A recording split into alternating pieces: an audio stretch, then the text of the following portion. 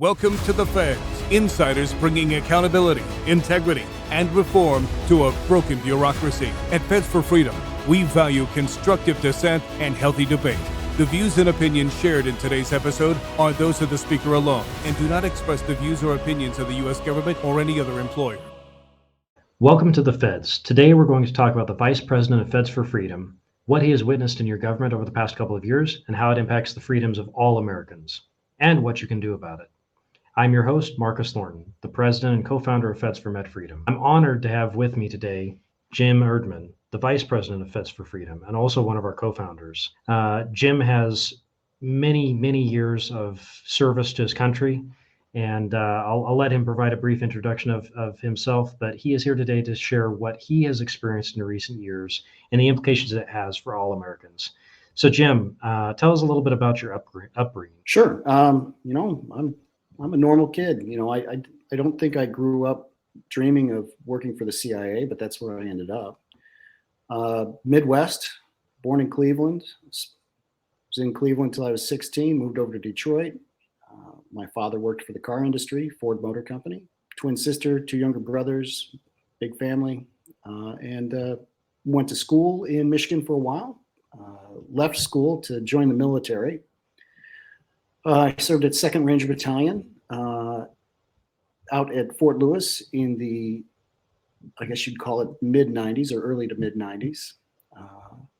After that, I served in the National Guard while I was going back to school, studied biochemistry, matriculated into a PhD program, but 9/11 hit and things changed. And before I knew it, I had found my way back into government service. Some time at State Department, some time in the private sector, State Department, and ultimately the agency. And so it's fair to say that over all of those years, critical thinking was a pretty key part of all of that work, right? Yeah, it certainly was. It certainly was. And what I'd like to say right up front is I'm grateful for all those experiences. Even being a private at 2nd Ranger Battalion was something I'm grateful for.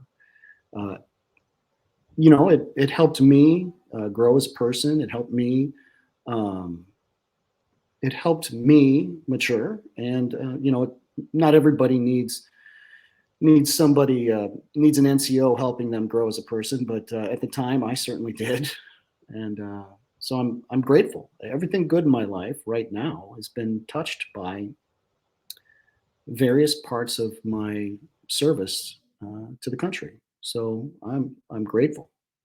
What are some of the highlights of your careers? What is it that you love most about your service to your country? I'll break it up into a couple different categories. I think my time in the military, I really started to understand that for the first time. I think, when you go to school, you hear about service and people who go out to serve, but you don't really understand it till you go do it. And I got to experience, I grew up in a fairly well-off family, and we never worried about food or any of those things. Kids were expected to go to college and get an education, and not everybody had those sort of advantages. So for me, it was one of those things where I really began to appreciate the advantages I was grateful for the advantages I had been afforded.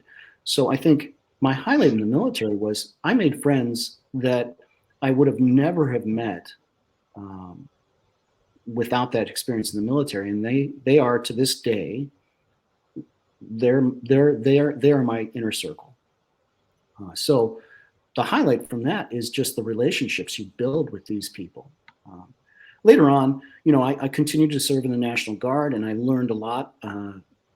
It was a place where I was allowed to continue to train individuals. So I think my highlights from that is I learned a lot more about service leadership, bringing experience I had brought from active duty to National Guard, and I felt like I was a valued member of the team. And it's a positive reinforcement mechanism when you get to train people to be better at their job or train people to replace you when you leave. I think that's an important lesson for anybody in federal service. You are replaceable. And if you're lucky, you've got a lot of capable people who can step up to the plate and replace you. And you've done your job well if you do that. In terms of the rest of my federal service, some of the biggest highlights are difficult to discuss openly, but I'll say that I've seen the federal government at their absolute best when bureaucracy was minimized, speed was important, and everybody was focused on one mission. Maybe I'll talk in general terms. After 9/11, I think everybody who joined federal service, a lot of them joined because of 9/11. I had a different path. I was hoping to be an academic somewhere and maybe teach biochemistry at a small liberal arts school to have maybe some control over some research I might be interested in. That was sort of the long-term plan, but things changed. Everybody was focused on a mission. When I first restarted my time in a new part of the federal service. And that's a great thing. And so I got to see the agency at their absolute best, which is why the last couple of years have been surprising and disappointing. I have high standards for the people I work with because I've been lucky enough to work with. That is what I was most happy about when I found my way over to the agency. I felt like I better keep up with catch up, and that's a good thing. I mean, government employees should feel like that. They're living off the largesse of taxpayers. The least they can do is try and elevate what they do to the best of their ability. That's sort of general, but hopefully that answers the question. Yeah, absolutely. And so eventually, you mentioned that over the past couple of years, you've had a different experience. So tell us about, how this started. What was it that brought you into Feds for Med Freedom? You're one of the co-founders. So tell us a little bit about the journey to the point that we started this organization. Sure. I think I have to go back to early 2020. I was coming back from a trip overseas, and this was in January of 2020, and I felt sick. I physically ill, and I'm generally pretty healthy, so I was surprised. I came back. I made my son sick, lasted a few days, and then next thing you know, you start hearing on the news about a novel virus that's popped up in Wuhan, China. And I'm like, I wonder if that's what I had. I wasn't sure, but so when that started, and because of my background in the sciences, and I haven't done any hard science in a very long time, but it was just a personal interest, and some private sector work in bioinformatics and that sort of. What I'll say is, I became obsessed with SARS-CoV-2. I became obsessed with the science, and I was reading every paper that was available, that came out, that got published. And I came to the conclusion by summer of 2020 that it sure looked like this virus was unusual, and it sure looked like there was a distinct possibility it was a lab leak. So again, this doesn't have to do with vaccine mandates, but it was where my head was at in 2020. I was surprised because not only were scientists not saying things that looked entirely possible, turns out they were censored, but the health decrees that were coming out also seemed completely backwards from everything. And again, I'm not a health professional. My background in science is definitely dated. But, just common sense told you some of these things they were saying weren't going to work. And lockdowns seemed abhorrent to me, not just because medically they weren't going to work. Once the vaccine was out, once the virus was out, you're not going to put that genie back in the bottle. And then they did things like 15 days to stop the, 15 days to flatten the curve, which lasted years. And, other simple things, herd immunity. I read an article, like an editorial like article in the Lancet, where they tried to link herd immunity to eugenics. And I was like, what is this? This is insane. Asymptomatic spread was overblown, and there was tons of science out there on it. So it started in 2020 with things that didn't make sense. Natural immunity, as the vaccine started getting put together, didn't seem to be something people were considering. All of the health science that we based current healthy activity upon had been thrown out the window. So it started then. Then when the vaccines were quickly developed, that too caused concern.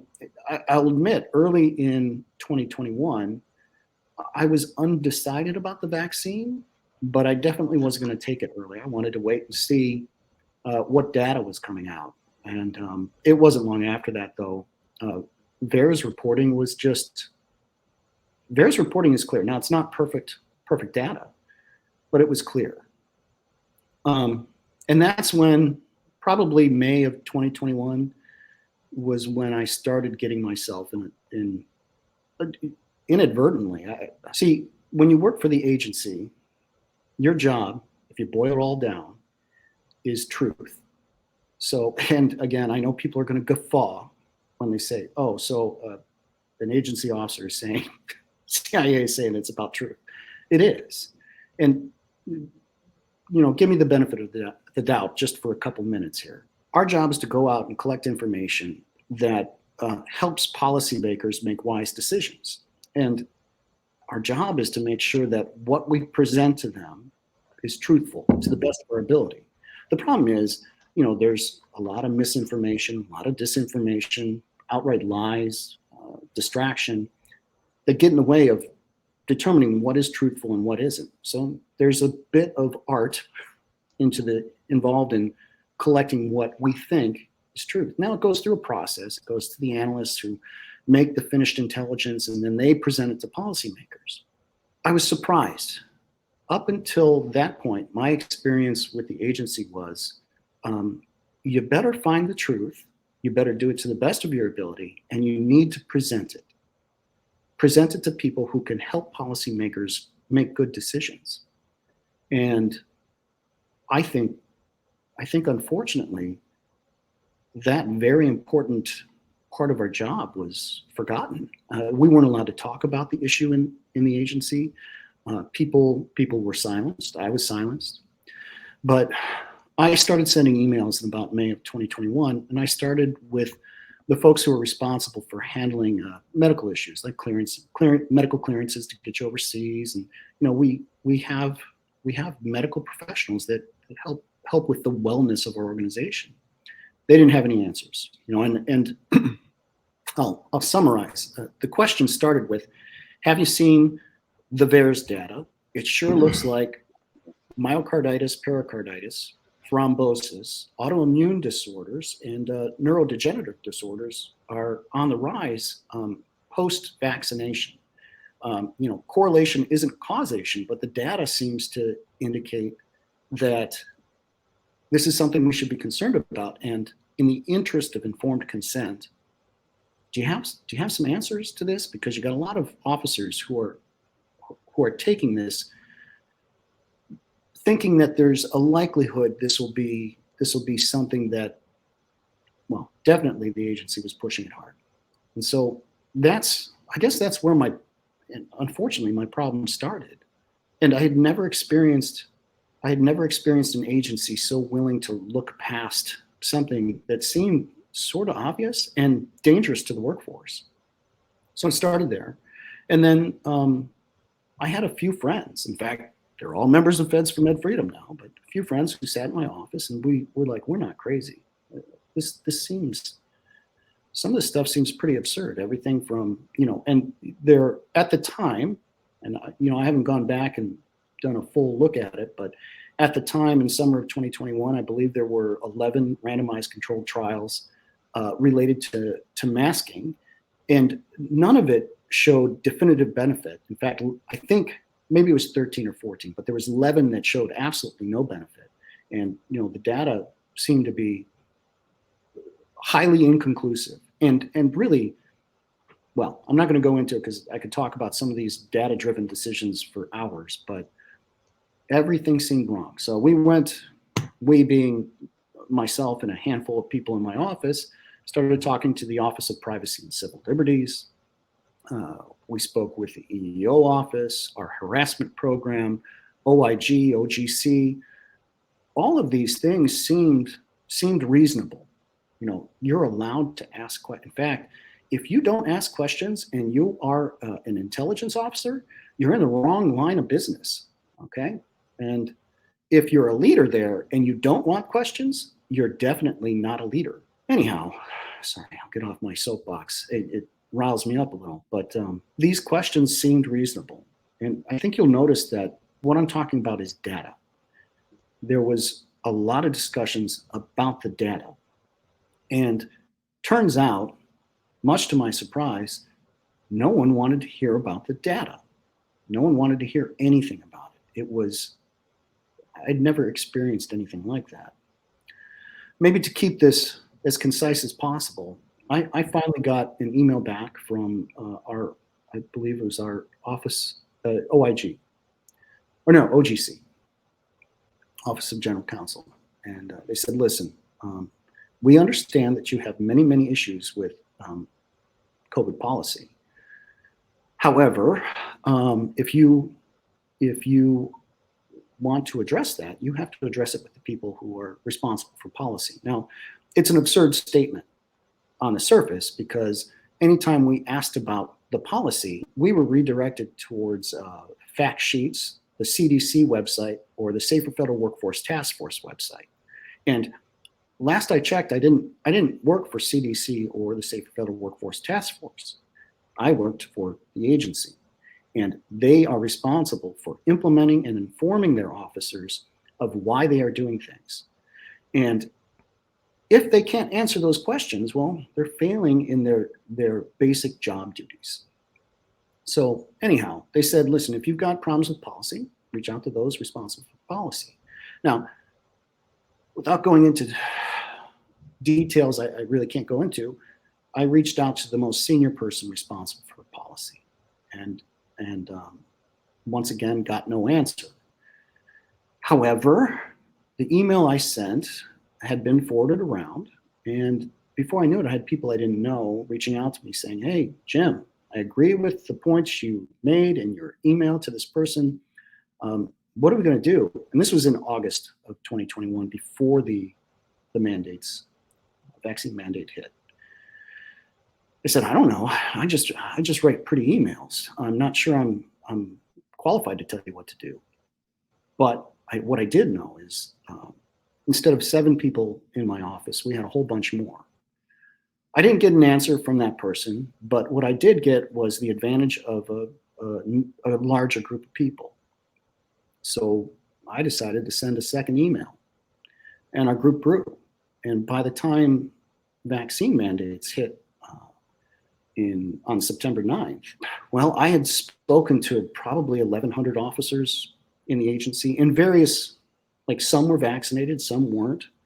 1,100 that weren't yet, as of yet, probably about 1,100 that weren't vaccinated yet. I'd spoken to a whole bunch more who had been, who didn't want to be. And, there were a number of issues that were popping up. In addition, when the vaccine mandates hit, I guess maybe there were about 200 or so that were willing to either help financially support a lawsuit or actually involve themselves in a lawsuit. Now,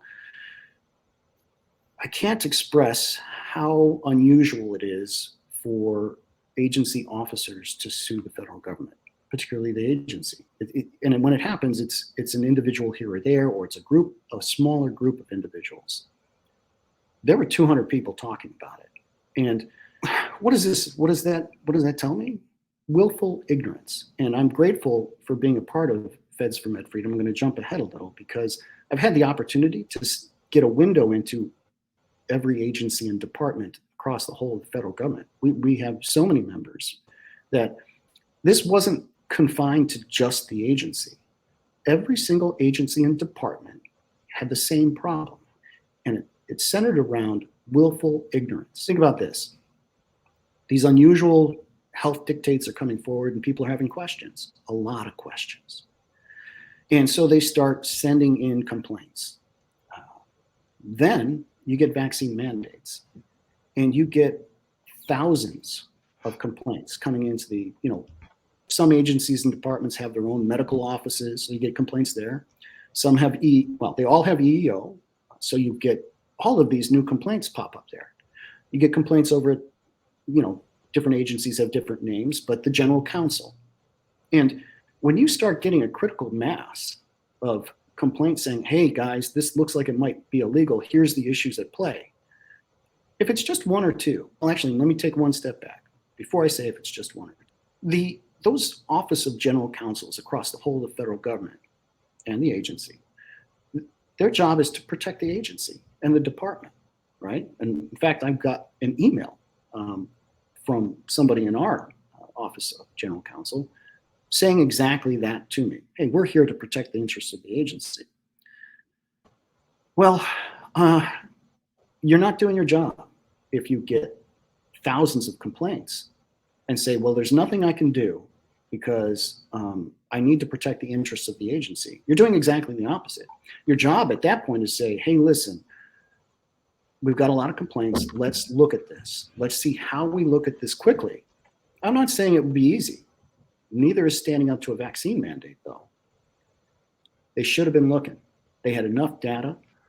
It's willful ignorance if they get thousands of complaints, historic numbers of complaints. I think at one point there was a 92% increase in claims of violations of religious rights in the agency. And for you, this was also a question of religious conviction, right? And at what point did you come to realize how and when that what the government was asking you to do went against your beliefs and your conscience? The religious conviction piece started before the mandates. I was, thou shalt not lie. Okay, and again, please don't. You got to compartment things if you work for the agency, but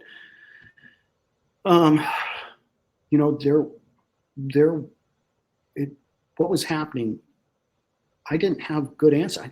I think I mentioned, I talked a lot about data, and I find data to be somewhat equivalent to truth. They threw truth out the window. And that right there, religious faith is based on truths you hold to be truths about the world and how it's supposed to work. So it started then. I wouldn't say there was at that point, like some sort of conscious, like this is religiously motivated here. But I certainly saw it as, sure looks like there's something evil going on. And I use the term evil literally. But after the mandates, well, yeah, you have a right, your body's a temple, and you have a right to choose what you put into it. And so for sure, I've got strong religious views on a number of issues. But so yeah, there was the religious piece, there was the data piece, and I think when the vaccine mandates hit and no one had listened to all these complaints and it was willful ignorance, we decided we had to act. And that's when I started calling lawyers, because this group of people that had now formed, and we were finally able to meet and discuss, maybe not physically, but we were able to meet, discuss, and say, what do we do? I said, okay, well, I'll go call some lawyers. And that is when I met with or talked to Federal Practice Group. And they said, hey, you know who you should call? You should talk to Marcus. He's got some people too. And that's when we met. I think, things happen for a reason. And so I'm grateful we met, because, I had only gotten into this for the people who worked with me. Frankly, I was like, well, we got to fix it for us. I'm not sure what everybody else is doing, but we would not have gotten as far as we've gotten without actually having a broad mix of everyone from every federal government agency and department. So it was fortuitous, it was fated, whatever it was. I was grateful that I met you and the rest of the founders and the rest of the team, and it grew from there. Although it has not been easy. I don't want to go too much into my personal administrative issues with the agency, but what I'll say is, yes, I was retaliated against. I was given a letter of warning, letter of reprimand, and it's surprising. I had never had a complaint made against me, nor had I ever made a complaint in all the years of service. And in fact, the first complaint I got was a failure to lead, which is ironic because the same people gave me 4 awards the year prior for leadership. And I don't know, it's weird how that timing worked out, but it is what it is. I don't feel regret about how all this played out. The only thing that there are a lot of people, when you stand up for something that's right, a lot of people get hurt in the process regardless. And so it's not regret, it's just, I wish there were ways didn't have to suffer. You saw a problem, you decided to do something about it. One of the things that we've been talking about recently is how, the mandates, everything that we went through over the last couple of years, it's only one symptom, right? And it's a symptom of deeper issues, of an unelected bureaucracy that doesn't value freedom, that is unaccountable, that isn't, doesn't have integrity, and isn't representative of the people, the Americans that it serves. Give us your thoughts on that right now, today, in 2023. How representative do you think the federal government is? It's a good question. And I think that what COVID-19 has exposed is that we have a long way to go to be truly representative of American values. I think I've said this before to smaller groups within Feds for Med Freedom. We've got Marcus, we have a 501c3 that's filled with a lot of people who stood up and said no. Okay, and that's a noble thing. Okay, so there's 2 sides to this coin. I'm going to talk a little bit, and hopefully I'm going to answer your question about representative of the United States and values. If you're in an organization and everybody says no all the time, the organization fails. It's never going to get anything done. Conversely, if you're in an organization and everybody says, well, I'm just doing what I'm told, your organization fails too. And what I've seen is our agencies and departments have been pushing out the people who have the greatest potential of asking questions that will force leadership to have to make decisions. And you want them, you don't want a federal government that just says, yep, just go along to get along, because you know what happens? And it already has. We continue to expand and expand and expand. There's no critical thinking about what should or shouldn't happen, whether it's constitutional or not, whether it's moral or not. So if you're saying we have a government representative of everybody, we don't, because we've pushed out a whole lot of people who have alternative views about, moral rights, Constitution, and maybe we're wrong. The truth is, hey, some of us are wrong sometimes, but you need people willing to say no and ask questions and force people to actually go through the process of thinking through, what are the pros and cons? How do we make this work for everybody? And no. So the short answer is no. It's not representative of American values. And I think I'm grateful. I have, like I said, I've lived off the largesse of taxpayer money, and I feel a duty to ensure that they get their money's. So I think the American people, though, don't know that there's a whole bunch of people in the government who believe that sincerely. It's just this giant mass where they can't get answers. They're not sure why they have to pay all these fees to go fishing, or why why we've got regulations related to a whole assortment of things. They just know that all of a sudden there's new rules popping up. I think the American people deserve better from their bureaucrats. And it was particularly, and hopefully I'm not getting too far off track here, but it was particularly important over the last, particularly apparent during the last 2 years. So you had systematic leadership failure at every level. So, we're fighting it in court, and I'm certain we're going to win. Basically, there was executive overreach. Okay, that happened. It happened across the whole of the federal government. And yet, we didn't have other parts of we didn't have our political class with just a few handful of people in minority, but everybody just went along. So, okay, you've got that leadership failure. Well, agencies and departments are subordinate to the executive office. However, when this mandate got delegated down, and I mean delegated down, legally delegated down, according to the Administrative Procedure Act, their job is to implement that executive order in accordance with not just the law, but with their own internal regulations. Being part of the civil servant bureaucrat. It didn't happen on either front, did it? It didn't. No. It didn't happen in accordance with federal law.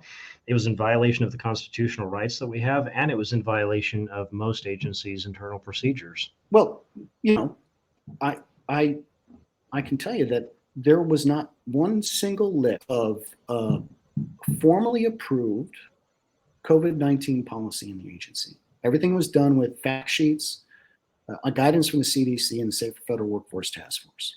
And I think in an actual emergency, most people are okay with trying to get it done, especially, the agency is the most nimble, bureaucratically thin, in my opinion. We can move quick. We can do things quickly. That's what the American people expect. But there's a point at which, okay, you want to do this, you have to have formal published policy. Without that, you can't do things like discipline employees legally. Can you legally discipline an employee if there's no regulation on it? Internal regulation. Okay, you have to have that published, and there's a procedure for that. So then, after the political class failed, the bureaucratic leadership failed. They stopped doing their job, which was a hard job. I'm going to give them this. If you get an executive order, those senior leaders, whether it's senior executive service, senior intelligence service, whether it's whatever the other agencies and departments call their senior leader, they now have to implement that, and it's been delegated to them. So the responsibility falls to them, but also, the negative repercussions of failing to follow federal law. The liability. It's a liability. And they didn't publish formal policy. They didn't cross-coordinate within the agencies and departments there's a whole process for it. So like if someone says, hey, listen, this is what you got to do, you have to actually develop the policy, communicate across offices that have a stake in putting that policy in place. And then there's a period where if it affects other agencies and departments, they have to crosstalk with all of these other agencies and departments. None of that happened because you have to be able to, if it's an executive order that says everybody does this, it has to be implemented consistently, not just across all the career tracks within your own agency and department. It has to be implemented consistently across the whole of the federal government. Now, that would have taken, if done properly, years to implement. And they knew that, and so they cut corners. They cut corners on things like getting a privacy impact assessment on databases where personal health information was being stored. They cut corners because they said that there was no personal health information related with I'll give you an example. Here's an example of breaking federal law. Let's say I collect your vaccine card, hand it in, and I take it, and I said, it's no problem, we've got this, okay? Or I go to you and say, give me your vaccine card, and you say, well, I'm not going to do that because it's private information, and I'm not going to give it to you. So they put your name in a database that says, Marcus has not given us his vaccine information. Here's his personal information. Here's what we've got. Or, and so that in and of itself, because it's not a covered entity, the agency itself, it's not considered HIPAA. That's true. However, when your personal information gets put into a database and it's personal health information and it's used in adjudication purposes, well, all of a sudden that personal health information becomes a category of PHI called other. It's by statute. So you've got now becomes other. Now, let's say you're going for a religious accommodation and they've got your information and it's not personal health information of a protected category until it's used in an adjudication purpose. It gets even more damning if the people involved in the adjudication purpose are like parts of the medical establishment within your agency or department. So if you've got, like, State Department has, a medical office. And so if they participated in that adjudication procedure, and they usually do, because when you do an accommodation for something like this, you have to do a personalized medical assessment. So all of a sudden it gets even more damning because the office in State Department responsible for medical issues, they are a covered entity. So you've got these violations of HIPAA. You've got religious violations because folks said we're never accommodated. They just let it sit. That could have all been stopped. Forget just stopping the mandate. Let's just say you didn't fight the mandate. It was going to go through. All those violations could have been stopped by simply adhering to the letter of the law and the letter of regulatory process. You touched on religious accommodations a couple of times. Can you tell us a little bit more about that? How was that issue in particular handled with your employer, the agency? Because I know a lot of places across the federal government, the way in which that was implemented was inconsistent with the way that other religious accommodation requests were handled, and there's been a lot of concern about the way various agencies handled those. Tell us a little bit about your experience. So I can't talk about everything related to the experience, but I can talk about enough. It mirrors what you saw across the rest of the federal government. You had a process in the past for adjudicating on religious accommodations, and usually what you did is I'm generalizing here, but you go to a supervisor and you say, hey, listen, I've got this religious requirement and I need to, whatever it is. Usually that is quickly dealt with by one person. They find out whether or not they can accommodate it within the workplace, and if it's not too much of a burden, they say yes and go forward. Same thing happened in the agency that happened across the whole of the federal government. They started making committees and they started making groups and whatever you call them, whatever their agency and department calls them. They started making these things that adjudicate on this. Now, why was it changed for only COVID-19? There's no good reason to change it. In fact, you can't just go and change it. It indicates that for this particular issue, for this particular issue, why would you change it? Other than if it had become a particularly thorny issue and you've decided that you want to involve a whole bunch of other individuals that might not be appropriate. Let's say you have a problem with, I'm just going to talk in general terms across the federal government, but let's say you've got a problem with your religious accommodation process and you decide, well, it was done poorly and I would like to challenge this. Well, who do you challenge it with? Well, let's say somebody from your Office of General Counsel was involved in the religious accommodation process, which has happened across the whole of the federal government. Now, is there a conflict of interest if you ask them to investigate this thing on your behalf? I think so. I think at that point, now you have to take it outside of your agency or department. The unfortunate thing is if you're in the IC, that will never happen. But more broadly, anywhere, who are you going to bring it to? Everybody was doing the same thing, so, and it sure looked like it was less a decision made internally.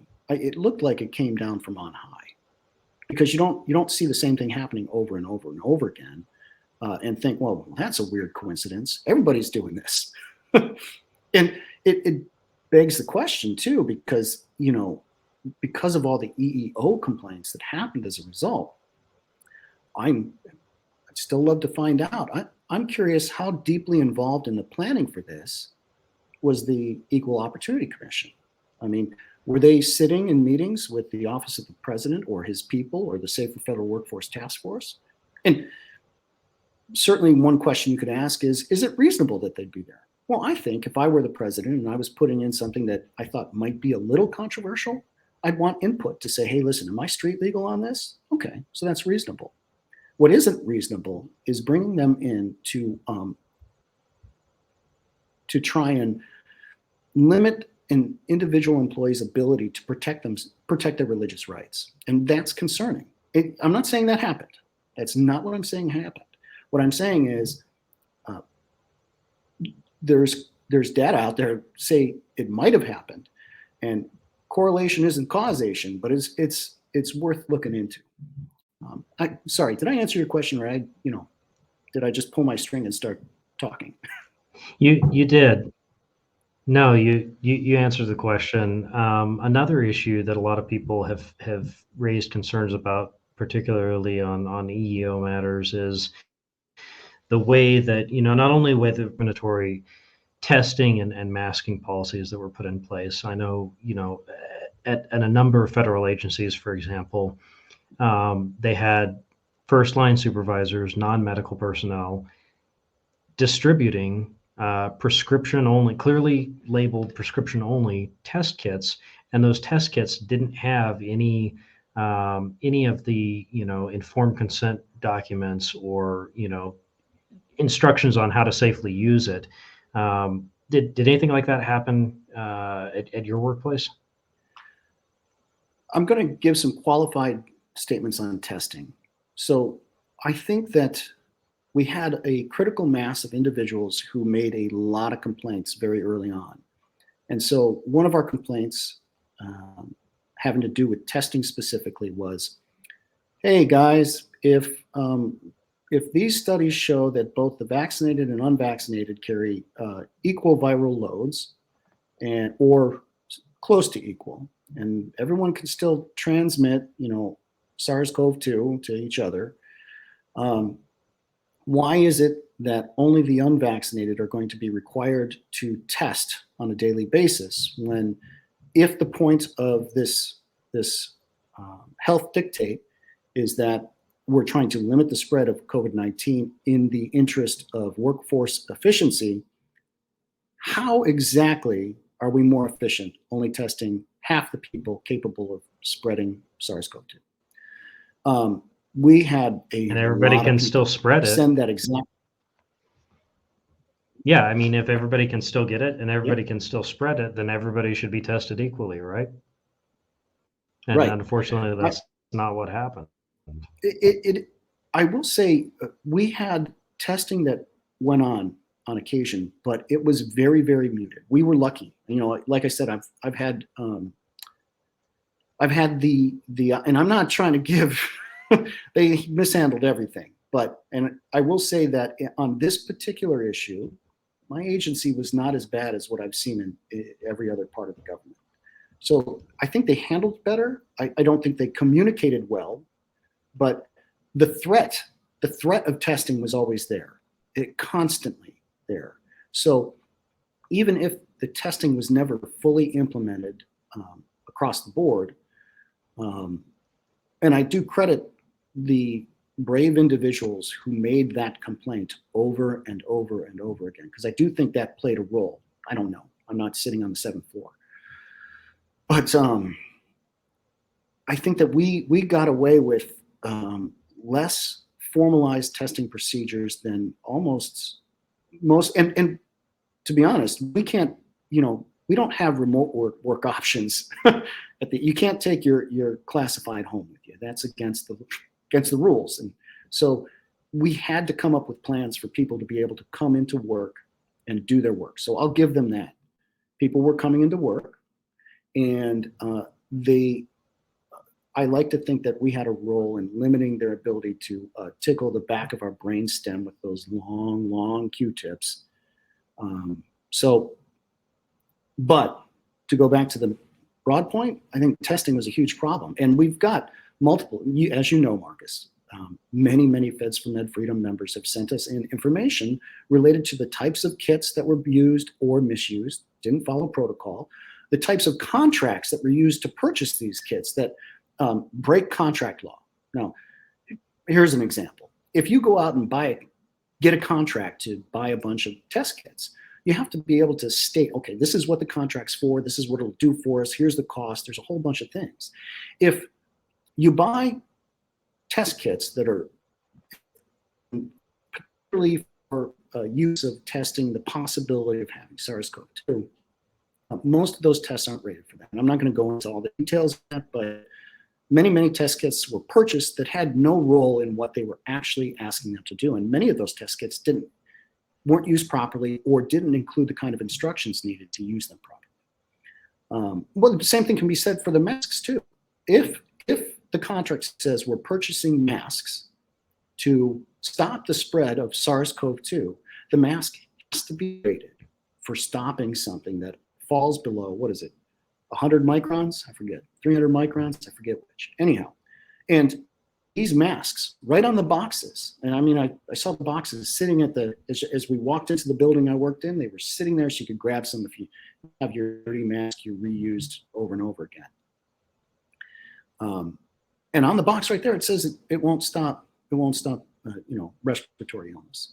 So that is a violation of contract law. And people just were like, whatever. Last I checked, isn't it like 30 trillion in debt or something like that? Some outrageous amount. Shouldn't we be a little more cautious on how we throw money away? So the testing piece, we didn't get it as bad, but like I mentioned, there were some agencies and departments that these poor people were having their nose shoved with Q-tips on a daily. Everything we've gone through over the last 2 years, the testing, the lockdowns, the mandates, the discriminatory treatment, these are all symptoms of the deeper underlying issues. And as an organization, in very recent past, we transitioned from being Feds for Medical Freedom, very narrowly focused on the mandates and addressing that violation of our rights, to Feds for Freedom, and addressing the underlying issues that led to the mandates, that led to the lockdowns. And as part of that, we're all fighting to reform the bureaucracy to make it more accountable, more transparent, and more reflective of the values of the Americans it serves.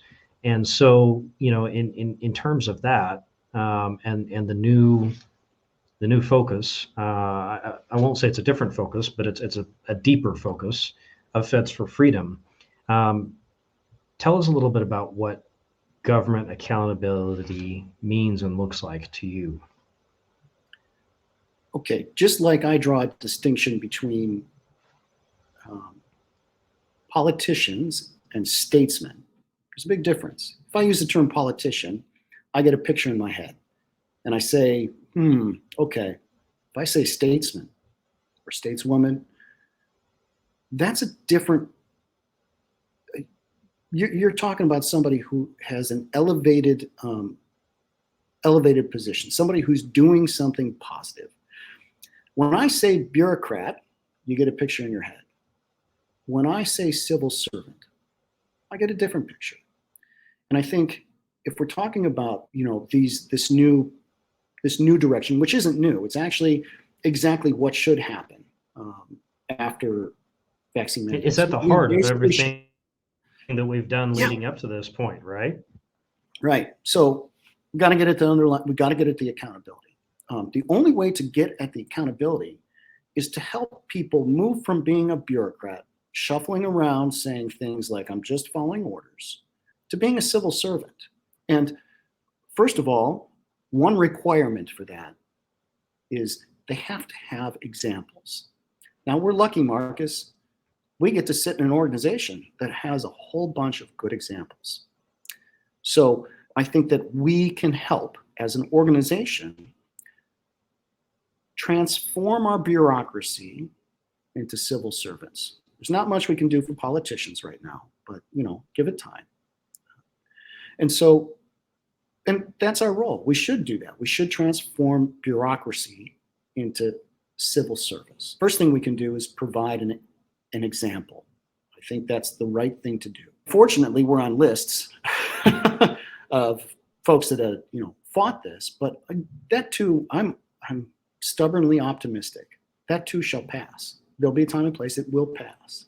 So we need these folks who are part of our organization to serve as examples, first of all.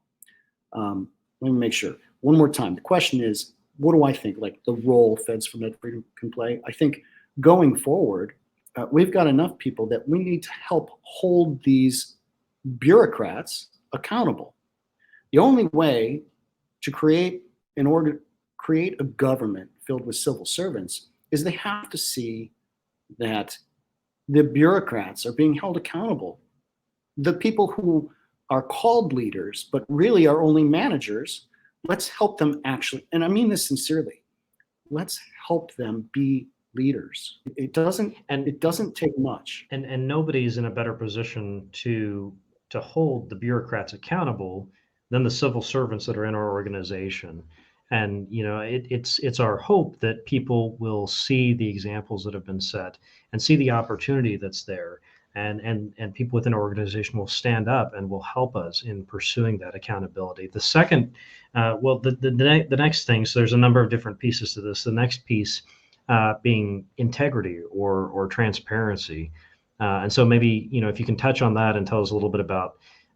In a perfect world, when we get to where we want to go with the organization, what does transparency look like within the federal government? I do think integrity and transparency are linked. It's a lot harder to lie when everyone can, see what's happening. But in terms of Feds for Med Freedom, we're going to be focusing on FOIA work. I think that's incredibly important, and we're going to be focusing on, watchdog is a strong term. It conjures up images, but I do think that we need watchdogs. I mean, if anything, what we've seen is that the agencies and departments have done a fairly poor job of self-regulating. And, we could have used an agency that had maybe some people who said, hey, hold on. Hey, we need to get some oversight on this because we've got some, let's just say somebody went way deep into the paint and said, we've got some constitutional issues. They could have brought in and said, let's get some oversight on this. But I think, the transparency piece comes by the agencies knowing that there's a group out there that is formed by federal government employees primarily, who sincerely believe that if they fail to honor their oath to the Constitution, and that's a literal statement. And everybody overuses the term literal, but last I checked, when you join federal service, you actually swear an oath to the Constitution. I did on my first day. I did on my first day in the military. When you swear an oath to the Constitution, and again, Constitution is just one thing. You should be willing to, not every decision is a constitutional decision. Most of them aren't. Like almost all of them are. There's a moral framework, however. It's tied in with accountability, integrity, all this other stuff. But, if you've got people there saying, I'm watching and I'm not afraid to speak my mind, two things happen. Those people who are trying to, and this is a tiny minority, but there's always somebody trying to break the rules, get away with something. Everybody else, they see a good example. See, bravery doesn't happen overnight. You have to have an example. You learn it. It's not your natural state is fight or flight. And those are both just like hormone-driven fear. Okay, it's not being brave. Fight or flight is just fear. Bravery is doing something when you know what the consequences could be for you personally, what the consequences could be for an institution, whether those are second, third, or first order effects, and then taking that action regardless. When people see that, I've said this before in our groups, it's more infectious than COVID-19. So they need that example. So you've got the watchdog piece. And then there's other things I think our organization would be able to do is if if agencies are engaged and they can't seem to make the right decision, we can reach out to congressional and senatorial partners who are involved in oversight and let them know that, hey, this can't occur. This is what is happening. And we suggest, here's a list of questions you should be asking directly of this agency or department. It's the right of every American to go see their congressman or senator. It's the right of every federal government employee to ensure that effective oversight happens. Now, like I said, we got a lot of politicians, but I know a lot of them want to be more than just considered a politician. They want to be statesmen. We can help them too. Now, it's not our job over there, but they can at least help us. Maybe we can help them too. Maybe that's too optimistic. But what I will say is we can help. We're with the government. We can help. So we're from the government and we're here to help, right? With the new focus of the organization, we're fighting for freedom, for accountability, for integrity, and for reform in the federal service. That's a more fair government. So the last piece to talk about then is reform. Tell us a little bit about what reform looks like to you. What changes need to be made to the way that the federal government works in order to make it more reflective of the Americans that it serves? I'm actually going to selfishly start with the IC. I believe, and I also have been talking with folks on the Hill, they're working on a process to allow off-ramps for folks who are involved in whistleblower complaints. And so to help them, take a look at all the FBI folks that are been speaking over the last few months. They're in some terrible positions. And promptly had their security clearances revoked the day after they spoke to Congress. Yeah. And so what they want to do, as I understand it, is maybe give an opportunity for them to find a safe place to go do productive work in service while things play out. And it doesn't mean they're going to win, doesn't mean they're going to lose, but it's a place where they can still be a productive civil servant. I personally think that every whistleblower and fraud, waste, and abuse complaint that comes from the intelligence community should both go to the agency or the agency's OIG for investigation, but it should simultaneously automatically go to Congress. At this point, oversight is needed. There are too many instances of fraud, waste, and abuse complaints just simply not being answered, or thrown in the if you happen to, for example, stand up against vaccine mandates, they just file it in the crazies file. Whoop, there you go. Another one from this guy. So let's just forget about it.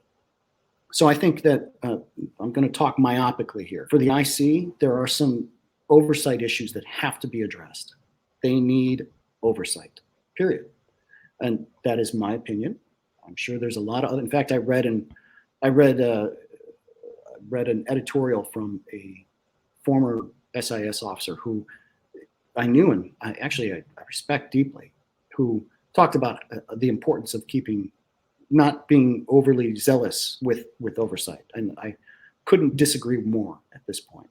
And part of it too is the folks who are making that opinion, they're coming from a long period of time working in, the senior intelligence service. So their perspective is one where they commiserate with other people who were at that level. But when you talk to the rank and file members in any organization, in general, they're going to say, I'd like to see more accountability. It seems opaque. It's a losing battle for the seniors, because even if, accountability is happening, it's really hard. I'm not giving them a pass again. It is really hard for them. It's not like you can talk about somebody else's personnel issue. It's not like, hey, you want to know what we did to that guy? Here's what we did. You guys happy? You can't do that. That's not fair to, employees who are being held accountable. So it is a difficult question, but there's got to be a better way to ensure that the rank and file members not just see accountability, but feel as though it is being applied equally. And I think the only way to do that is to have an outside body that provides, in my opinion, provides the oversight necessary. And thankfully, there are bodies that are assigned that job. So it's easy to find them. More broadly, though, Marcus. I think you're talking more broadly too about what does that mean. We have to. Everyone talks about diversity, and actually, diversity is important. I'm not saying it's not important. What I'm saying is there's some semantics going on. I think everyone agrees if you want to solve a problem, you need diversity of thought. You need people who come from different backgrounds. You need people who come from different points of view to come together and say, listen, we've got a problem. The American people have said, we're going to pay your salary to go solve those problems. So go get everybody who has an idea together and have them come up with a solution. So that is the diversity we need to see in every agency and department. We need people who have different ideas to come together. Yeah. And make this. Go ahead, Marcus. That's an issue. That's an issue that we've seen, across the government. The State Department, I just got an email within the last couple of weeks where they were putting together this group focused on diversity, and they were soliciting volunteers to sign up for that. And one of the pitches that they were making for the group was that it would give people a place to engage with like-minded people. And so, that to me tells me that if you're only inviting people into this group that are like-minded, then how diverse truly is that? We've got a lot of ground to cover on actual diversity. I think that there's groupthink that goes on. In fact, if COVID-19 has proven anything, groupthink is alive and well, even in the agencies and departments that are supposed to think outside of the box. That's their job. So we've got a lot of work to do on the actual diversity the actual diversity that the American public want. They don't want an agency or department that's filled with all the same religious bent, all the same political bent, all the same backgrounds, and they do want that. And in fact, everybody in our organization that I've talked to, they want to see a broad spectrum of views reflected. So, okay, let's do it. But how do we do it? How do we reform it? I said individually, there's individual acts of bravery that can help. I think that we're going to have to teach those people who are interested in doing it how to do it properly, how to do it in a manner that, here's one of the things that I wish I had done better over the last few years, and it's not all our fault. We think about being told you're going to be fired, and they keep changing the date, and there's new rules. Hey, you're going to be fired on November 21st. Nope, it's going to be in December. Nope. Hey, well, we got an injunction, but the threat is always there. There's no time to sit down and say, okay, here's how we actually fight this issue, and do it in a comprehensive, to steal a term from the government, whole of government manner. Well, I think we're in a position now with our organization that we can help educate those employees on how do you do it? How do you use the regulatory structure that's within your agency and department to do this, not just effectively, but respectfully, so that the individuals that are receiving your communications are like, okay, this person is coming from a thoughtful perspective. They're not trying to, I guess, institution is important. And I believe that sincerely. We throw it out at our own peril. Don't throw something out unless you know what's going to replace it. And so I think our job is to protect the institution. That's why you make thoughtful complaints, respectful, thoughtful complaints, because you want to protect the institution from failure. And because when the institution, like, take our outward facing departments and agencies, they're out there working on national security. Do we really want them to fail right now? It's a pretty complex environment going on in the world. Do we want Department of State, intel agencies, Department of Defense failing internally? We don't want that. And we joined because we love federal service. We think some think it's an obligation, some think it's a duty, whatever it is. 99% of the people who join federal service are, barrel-chested freedom fighters and, Amazonian princesses going out to war for us. And then internally, Do you want the domestic policy falling apart within your? It's already hard enough in some places across the United States. We've got some people in real hurting.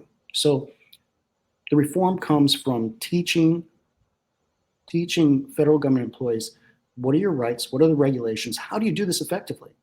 We've got a whole bunch of people who have learned a whole lot over the last 2 years, and they're all part of our organization.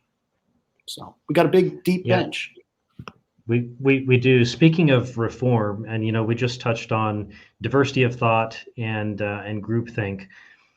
Talk to us about the censorship space, what you've gone through, what we've gone through as an organization over the past couple of years, and government involvement in that space, and how do we fix that issue, which I think is a big problem for not only our agencies but also for the American people. I got myself a letter of reprimand because I stated scientific facts, anywhere from 4 to 10 months before CDC said it. That's the truth. Now, unfortunately, I can't pull those documents out and give them to you. They've been overclassified. But that is the truth. I was using scientific data. They simply wanted the voices of these alternative viewpoints shut down. And I was incredibly, for a CIA operations officer, I was pretty naive about what was going to happen. So they silenced voices inside the agencies and departments. So in terms of linking it to reform, that censorship is one of the main ways you'll stop the kind of reform we need. People need to know how you go about making sure your voice is heard within your agency and department. So, and they were censored. I mean, my story is not unique. I heard the same thing. Oh, it's just a handful of us. We're sitting in our office. We didn't know what was going on, but it sure seemed weird. And we're so grateful we found the other people. I mean, that's across the whole of the federal government. I mean, it was like someone ordered it. Hey, you will shut down any discussion that could possibly lead to vaccine hesitancy. That's clear. Again, correlation isn't causation, but it sure looks fishy. So internally, we have to make sure that we're actually representing the values of average Americans who definitely believe in free speech. Well, most of them do. So that's the first thing. In terms of censorship outside, your environment, federal government employees' environment in the agency, we were subjected to some pretty strict censorship. Now, we had the opportunity to reach out to folks involved in the Twitter files. And we did run Feds for Med Freedom through Twitter files to see if we were the subject of specific, targeted censorship. It doesn't look like right now. Now, there's still more searches we can do, but it doesn't look like we were the subject of specific censorship.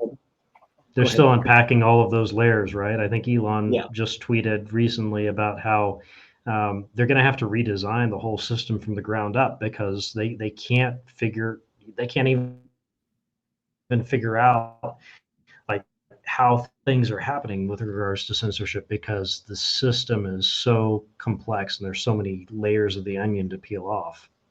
Yeah, and so agreed.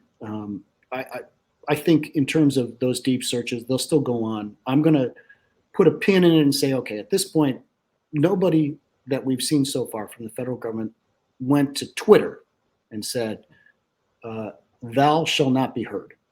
That appears to not have happened. That doesn't matter. We hit all the right verbiage to get stopped by algorithms. And that happened across the board, across every social media. I mean, we were shut down multiple times. And so I'm hopeful that some social media companies come to their senses. And I think some of these lawsuits that are ongoing, like Missouri v. Biden, it's going to change the landscape quite a bit. So there's the outside of this. I think we have to encourage our agencies and departments to revisit the First Amendment. Last I checked, the government is not supposed to be involved in any way, shape, or form in censoring the speech of Americans. And that is, we'll find out when the lawsuit's done, but that sure is what looks like happened. A large, I think one journalist is calling it like a censorship industrial complex or something like that. And so, that is deeply disturbing, and it runs counter to American values. And I think most people believe that even if you disagree with someone, most people say, you know what? I don't have to listen. I can go somewhere else, or I can delete an email. If an email was sent and they're like, who is this nut job? Boop, done. That's pretty easy. And it doesn't harm First Amendment rights.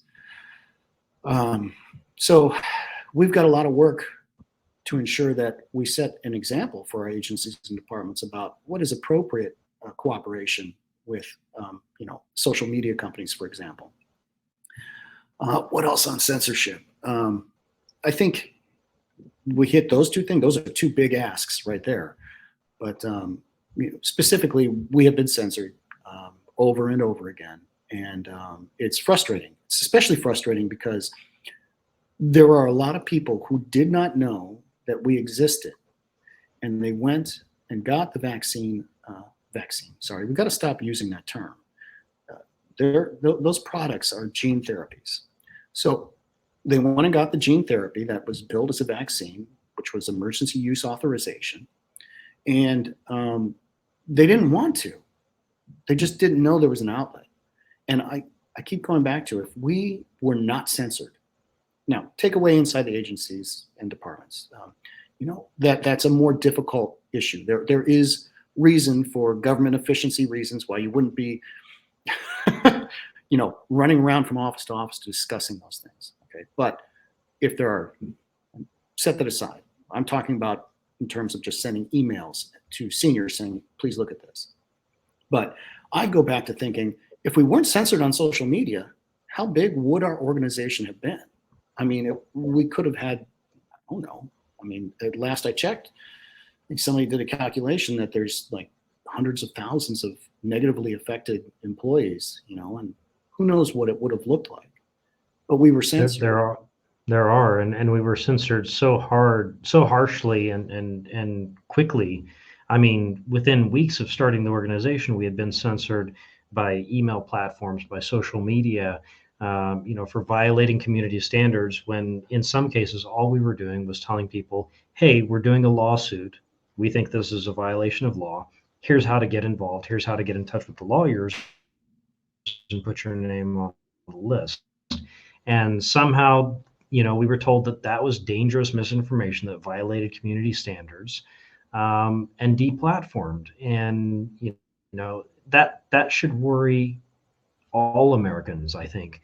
The fact that our government has involved, not necessarily in some cases, not directly telling social media or other tech companies what to censor, but in making the suggestion that they should consider certain positions to be worthy of censorship, and in some cases like ours, stifling the exercise of our constitutional rights to seek redress. I mean, what Marcus said. Can I answer your question?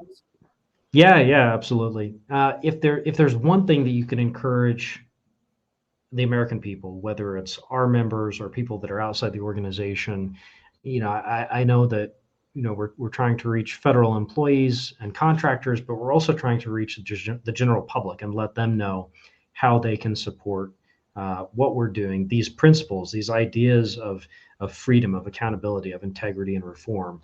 What can the American people do to help support those values? If you could tell them one thing to do today. So I'm gonna tell more than one thing, because like I said, I like to talk.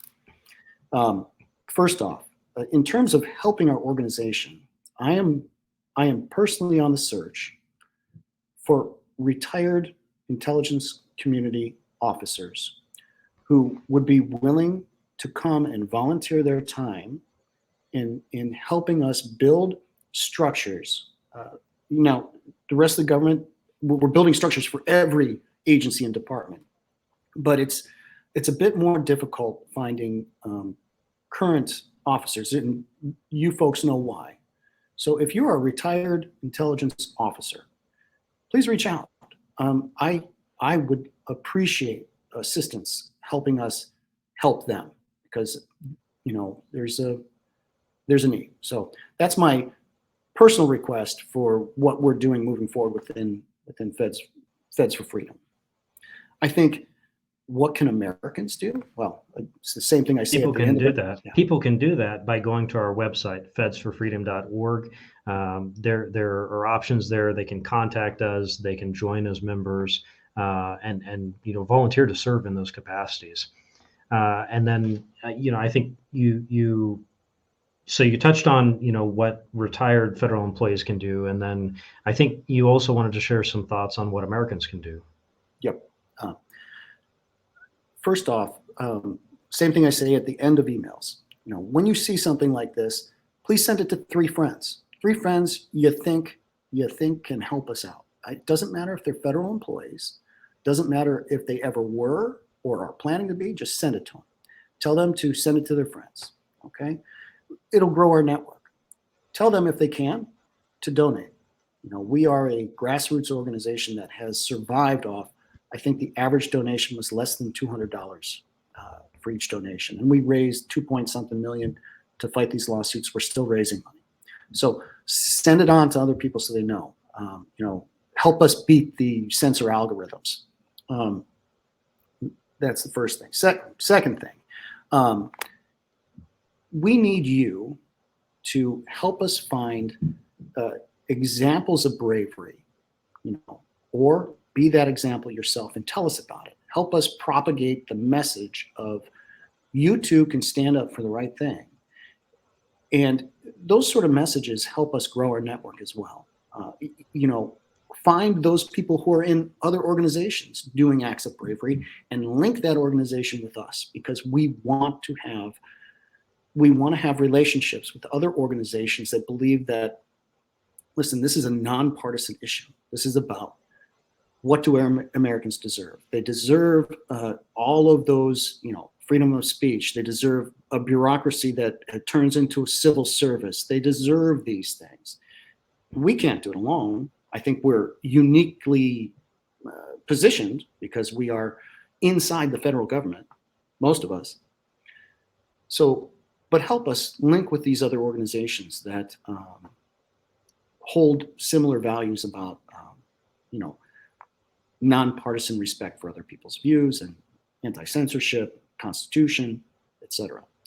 Go ahead, Mark. I think it's fair to say that we're at a crossroads when it comes to our freedoms, and over the last 2 years, we've seen so many of our freedoms trampled by the unelected bureaucrats.